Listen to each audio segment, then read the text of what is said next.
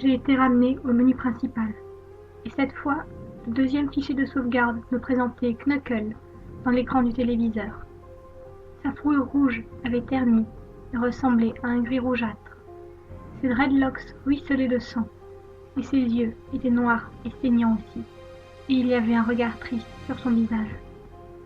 J'ai commencé à penser que les personnages étaient pris au piège dans les écrans des fichiers de sauvegarde, mais je ne pouvais pas y croire. Je ne voulais pas y croire. Alors j'ai coupé le jeu et ai fait une pause. J'ai fait une sieste. Enfin, j'aurais bien aimé. Parce que j'ai fait le cauchemar le plus dérangeant. J'étais dans l'obscurité totale, malgré le fait que j'étais sous la lumière émise par une lampe qui pendait au-dessus de ma tête. Je pouvais entendre les cris de Knuckles et Tails à proximité. Ils disaient des choses comme « Aide-nous » et « Pourquoi nous as-tu donné à lui ?» et « Va-t'en avant qu'il ne t'attrape » Leurs cris se sont arrêtés. Ensuite, j'ai entendu Sonic rire. Son rire, ça sonnait un peu comme le rire de quelqu'un déformé. C'est amusant de jouer avec toi, gamin, tout comme ton ami Kyle, bien qu'il n'ait pas tenu longtemps. J'avais peur.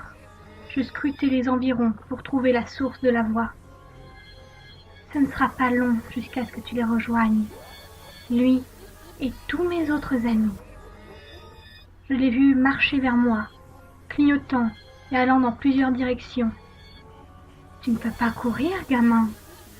Tu es dans mon monde maintenant, tout comme les autres. Quand il m'a attrapé, j'ai vu ses yeux noirs dégoulinant de sang et son visage souriant. Je me suis réveillée en sursaut. Après quelques heures, j'ai décidé de continuer à jouer. Je ne sais pas pourquoi, mais je devais savoir. Je devais comprendre ce qu'il se passait. Alors j'ai allumé l'ordinateur, lancé le jeu et sélectionné Robotnik.